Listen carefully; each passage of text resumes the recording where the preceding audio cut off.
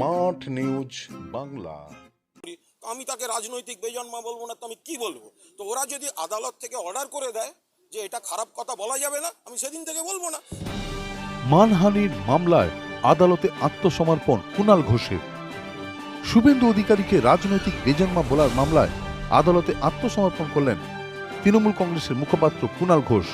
আইনজীবীর আবেদনের ভিত্তিতে বিচারক তার জামিন মঞ্জুর করেন। মঙ্গলবার কাঁথি আদালতে জুডিশিয়াল দ্বিতীয় আদালতের বিচারক শিবম মিশ্রের এজলাসে আত্মসমর্পণ করেন কুণাল। বস্তুত এদিন কুণাল ঘোষ হাজরাকে কেন্দ্র করে কাঁথি আদালতে নিশ্চিন্ত নিরাপত্তার বন্দোবস্ত করা হয়েছিল। আদালত থেকে বেরিয়ে তৃণমূল কংগ্রেসের মুখপাত্র কুণাল ঘোষ সাংবাদিকদের মুখোমুখি হয়ে বলেন, নন্দীগ্রামে তৃণমূল কংগ্রেসের সভা থেকে আমি শুভেন্দুকে রাজনৈতিক আক্রমণ করেছিলাম। এই ঘটনায় এদিন বিচারক আমার জামিন মঞ্জুর করেছেন। পুরসভার যিনি চেয়ারম্যান ছিলেন, আরে কোন ঘোড়ার ডিমের চেয়ারম্যান, কোন রত্ন চেয়ারম্যান যে নিজে দাঁড়াতে ভয় পায়? চেয়ারম্যান যদি ভালো কাজ করে থাকে, চেয়ারম্যান যদি উন্নয়নের মুখ হয়, সে নয় হারবে বলে দাঁড়ায়নি, আর নয় সে হারবে বলে তার পার্টি তাকে টিকিট দেয়নি। তাদের আবার বড় বড় কথা কিসের? ফলে যেখানে চেয়ারম্যান দাঁড়ায় না, সেই দলের কোনো রকম ভোট চাওয়ার নৈতিক অধিকারী নেই। শুভেন্দু অধিকারী মনে পড়ে বিধানসভা নির্বাচনের আগে আবকি বার 200 পার কেন্দ্রীয় নির্বাচন কমিশন, কেন্দ্রীয় বাহিনী, তারপরেও গোহারা হেরেছেন। ফলে মানুষ উন্নয়নের পক্ষে, তৃণমূলের পক্ষে। আর এই জায়গায় দাঁড়িয়ে মানুষ জানেন কারা, কোন পরিবার তৃণমূল থেকে সমস্ত রকম সুযোগ সুবিধা, ক্ষমতা, প্রশাসনিক ক্ষমতা, মন্ত্রীর ক্ষমতা, দলের ক্ষমতা সব পাওয়ার পর সিবিআই আর ইডি থেকে বাঁচতে বিজেপিতে গিয়েছে। এলাকার মানুষ জানেন এই মির্জাফর, গদ্দার, বিভীষণ, রাজনৈতিক বেজন্মাদের মানুষ বিশ্বাস। গায়ত্রী দেবী সুস্থ শরীর কামনা করি।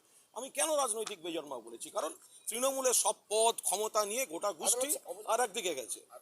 এক মিনিট, আর একদিকে গেছে। আমি সেই কারণে বলেছি যে রাজনৈতিক জন্মদাত্রী মমতা বন্দ্যোপাধ্যায়।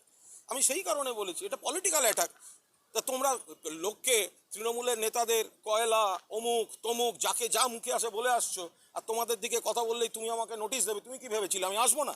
কুণাল ঘোষ আসবে, কুণাল ঘোষ এই মামলা ফেস করবে, কুণাল ঘোষ লড়বে। বলুন।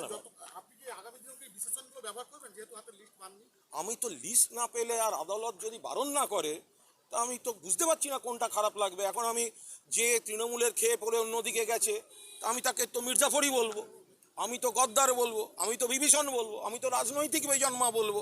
তো এটা কি করে অসংসদীয় শব্দ হতে পারে? আমার দলে থেকে, আমার দলের মন্ত্রী, আমার দলের পদাধিকারী বলছে 14 সাল থেকে অমিত শাহকে শ্রদ্ধা করি, তো আমি তাকে রাজনৈতিক বেজন্মা বলবো না, তো আমি কি বলবো? তো ওরা যদি আদালত থেকে অর্ডার করে দেয় যে এটা খারাপ কথা বলা যাবে না, আমি সেদিন থেকে বলবো না। যতক্ষণ না অর্ডার পাচ্ছি আমি রাজনৈতিক বেজন্মা 100 বার বলবো। আপাতত জামিন মঞ্জুর। জামিন মঞ্জুর।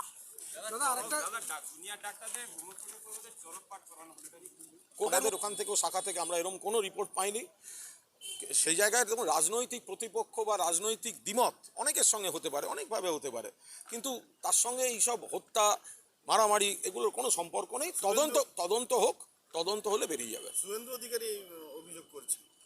কি অভিযোগ করছেন? যে আনিস খুনের মামলায় তৃণমূল আর পুলিশ মিলে খুন করেছে। উনি মানসিক অবসাদে ভুগছেন। উনি আগে ঠিক করে নিন, উনি দিলীপ বিজেপি না সুকান্ত বিজেপি। উনি এখন তৎকাল বিজেপি হয়, আদি বিজেপিরা ওনাকে মানছে না। কামিনী কাঞ্চন দিয়ে দল চলছে বলে আদি বিজেপিরা অভিযোগ করেছে। শুভেন্দু অধিকারীর উচিত বাইরে বড় বড় কথা না বলে আগে জয়প্রকাশ মজুমদার আর রিতেশ তিওয়ারির সঙ্গে কথা বলে দলের ভেতরটা ভালো করে জেনে নেওয়া। এমন বিরোধী দল নেতা, দলেই ওর সবাই বিরোধী, ও বাইরের দিকে তাকাচ্ছ কেন? দাদা দাড়ি ভিটে কাণ্ডে বিজেপি পথে নামলো, নিয়েছিল আনিস নিয়ে ওরা মিছিল ডেকেছিল, শেষ করলো দাড়ি ভিটে, ছিল রুমাল, হয়ে গেল বেড়াল। বিজেপির যে কি রাজনীতি, সব জায়গায় ধর্ম দেখা, সব জায়গায় মানে একটা ছাত্র মারা গিয়েছে বা ছাত্র নেতা মারা গিয়েছেন, মর্মান্তিক ঘটনা, প্রশাসন দেখছে। এরা তার মধ্যে দলীয় লাইন, ধর্মের লাইন, এইসব গোষ্ঠীর লাইন ঠিক করতে গিয়ে নিজেরা বেলাইন হয়ে যাচ্ছে।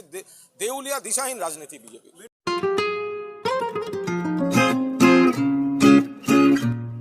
Smart news Bangla.